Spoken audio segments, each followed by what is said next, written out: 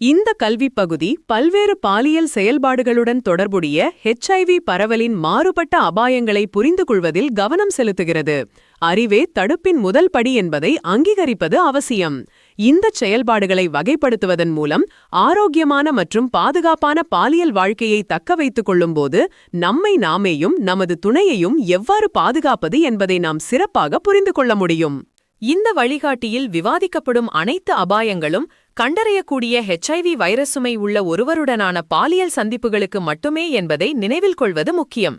HIV நோயால் பாதிக்கப்பட்ட ஒருவர் பயனுள்ள சிகிச்சையில் இருந்து கண்டறிய முடியாத வைரஸ் சுமையை கொண்டிருக்கும்போது பாலியல் பரவலின் ஆபத்து கிட்டத்தட்ட பூஜ்ஜியமாகும். முதலில் புண்கள் இல்லாதவரை HIV பரவலின் ஆபத்து இல்லாத செயல்பாடுகளை பார்ப்போம். இதில் உலர்முத்தம், அதாவது உமிழ்நீர் பரிமாற்றம் இல்லாதது மற்றும் உடல் தேய்த்தல் அல்லது மசாஜ் ஆகியவை அடங்கும். இந்த செயல்பாடுகள் வைரஸை கொண்டுள்ள உடல் திரவங்களின் பரிமாற்றத்தை உள்ளடக்காததால் பாதுகாப்பானதாக கருதப்படுகிறது. ஆபத்து இல்லாத பிற செயற்பாடுகளில் பகிரப்படாத செருகப்பட்ட பாலியல் சாதனங்களை பயன்படுத்துதல், அதாவது செக்ஸ் பொம்மைகள் மற்றும் விந்து அல்லது யோனி திரவங்களுடன் தொடர்பு இல்லாமல் துணையால் பிறப்புறுப்பு தூண்டுதல் ஆகியவை அடங்கும். இந்த நடைமுறைகள் பரவலின் முக்கிய வழிகள் தவிர்க்கப்படுவதை உறுதி செய்கின்றன. இதனால் HIV தொற்று அபாயமின்றி பாலியல் வெளிப்பாட்டை அனுமதிக்கிறது. மேலும் ஒன்றாக குளிப்பது அல்லது குளிப்பது மற்றும் தோல் அப்படியே இருக்கும்போது மலம் அல்லது சிறுநீருடன் தொடர்பு கொள்வது எந்த ஆபத்தையும் ஏற்படுத்தாது. இரத்தம் இருக்கும் வரை மற்றும் திறந்த காயம் அல்லது சளி சவ்வுடன் தொடர்பு கொள்ளும் வரை சாதாரண தொடர்பு மூலமாகவோ அல்லது கழிவுப் பொருட்கள் மூலமாகவோ HIV பரவாது என்பதை கவனத்தில் கொள்ள வேண்டும். அடுத்து, புண்கள் இல்லாதவரை கோட்பாட்டு ரீதியான அல்லது மிக குறைந்த ஆபத்து கொண்ட செயல்பாடுகளை கொண்டுள்ளோம். இதில் ஈரமான முத்தம் மற்றும் விந்து வெளியேற்றம் இல்லாத அல்லது காண்டம் பயன்படுத்தப்பட்டால் வாய்வழி ஆண் பிறப்புறுப்பு செக்ஸ் ஆகியவை அடங்கும். இந்த குறிப்பிட்ட சூழ்நிலைகளில் பரவல் மிகவும் சாத்தியமற்றதாக இருப்பதால் இங்குள்ள ஆபத்து கோட்பாட்டு ரீதியானதாக கருதப்படுகிறது. இந்த வகையிலும் தடுப்பு பயன்படுத்தப்பட்டால் வாய்வழி யோனி செக்ஸ் மற்றும் வாய்வழி ஆசனவாய் தொடர்பு ஆகியவை அடங்கும். இந்த செயல்பாடுகளின் போது டென்டல் டாம்ஸ் அல்லது காண்டம்கள் போன்ற தடுப்புகளை பயன்படுத்துவது ஏற்கனவே உள்ள குறைந்தபட்ச ஆபத்தை மேலும் குறைக்கிறது.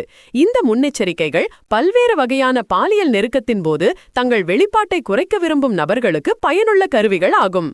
கையுறை பயன்படுத்தினாலும் இல்லாவிட்டாலும் யோனி அல்லது ஆசனவாயில் டிஜிட்டல் ஊடுருவல் மற்றும் பகிரப்படுவதற்கு முன்பு கிருமி நீக்கம் செய்யப்பட்ட பாலியல் சாதனங்கள் அல்லது பொம்மைகளை பயன்படுத்துதல் ஆகியவை கோட்பாட்டு ரீதியான ஆபத்தையும் கொண்டுள்ளன. இந்த செயல்பாடுகளின் போது சாத்தியமான மிக குறைந்த ஆபத்தை பராமரிப்பதில் முறையான சுகாதாரம் மற்றும் தடுப்புகளை பயன்படுத்துதல் ஆகியவை முக்கிய கூறுகள் ஆகும். அடுத்து, HIV பரவலின் குறைந்த ஆபத்து கொண்ட செயல்பாடுகளுக்கு செல்கிறோம். இதில் காண்டம் இல்லாமல் ஆனால் விந்து வெளியேற்றத்துடன் வாய்வழி ஆண் பிறப்புறுப்பு செக்ஸ் மற்றும் தடுப்பு பயன்படுத்தப்படாவிட்டால் பெண்ணுக்கு செய்யப்படும் வாய்வழி செக்ஸ் ஆகியவை அடங்கும். ஆபத்து கோட்பாட்டு அளவை விட அதிகமாக இருந்தாலும் இது மற்ற வகை பாதுகாப்பற்ற உடலுறவை விட குறைவாகவே உள்ளது. காண்டம் சரியாக பயன்படுத்தப்பட்டால் யோனி அல்லது ஆசனவாய் உடலுறவு குறைந்த ஆபத்தை கொண்டுள்ளது. கூடுதலாக, பகிரப்பட்ட ஆனால் கிருமி நீக்கம் செய்யப்படாத செருகப்பட்ட பாலியல் சாதனங்கள் அல்லது பொம்மைகளை பயன்படுத்துதல் இந்த வகைக்குள் அடங்கும். காண்டம் பயன்பாட்டை சரியாக மற்றும் தொடர்ந்து பயன்படுத்துவது HIV பரவல் அபாயத்தை குறைப்பதற்கான மிகவும் பயனுள்ள முறையாகும்.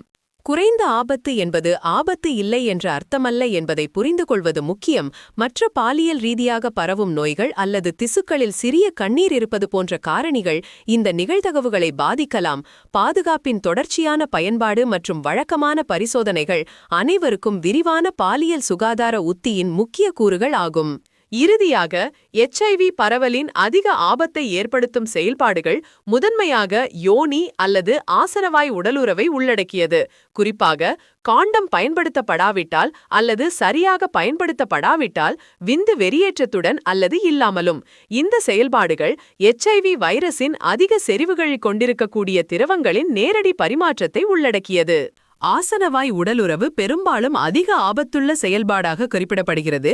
ஏனெனில் ஆசனவாய் சவ்வின் மென்மையான தன்மை காண்டம் அல்லது முன்கூட்டிய வெளிப்பாடு தடுப்பு மருந்தின் பாதுகாப்பு இல்லாமல் பரவலின் நிகழ்தகவு கணிசமாக அதிகரிக்கிறது. இந்த அதிக ஆபத்துள்ள நடத்தைகளை புரிந்து கொள்வது பாலியல் ஆரோக்கியம் மற்றும் பாதுகாப்பு குறித்த தகவலறிந்த முடிவுகளை எடுப்பதற்கு முக்கியமானது.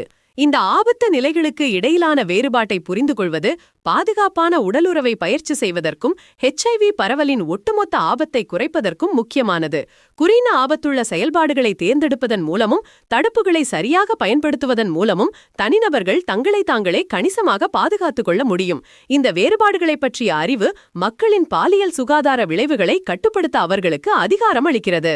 முடிவாக, பல்வேறு பாலியல் செயல்பாடுகளுடன் தொடர்புடைய குறிப்பிட்ட அபாயங்களை புரிந்து கொள்வது தகவலறிந்த தேர்வுகளுக்கும் பாலியல் ஆரோக்கியத்தை உறுதி செய்வதற்கான தடுப்பு முறைகளின் பயனுள்ள பயன்பாட்டிற்கும் அனுமதிக்கிறது. தகவல் அறிந்திருப்பதும் துணைகளுடன் வெளிப்படையாக தொடர்பு கொள்வதும் பாலியல் ஆரோக்கியத்தை வழிநடத்துவதற்கும் சம்பந்தப்பட்ட அனைவருக்கும் பாதுகாப்பை பராமரிப்பதற்கும் சிறந்த வழிகளாகும்.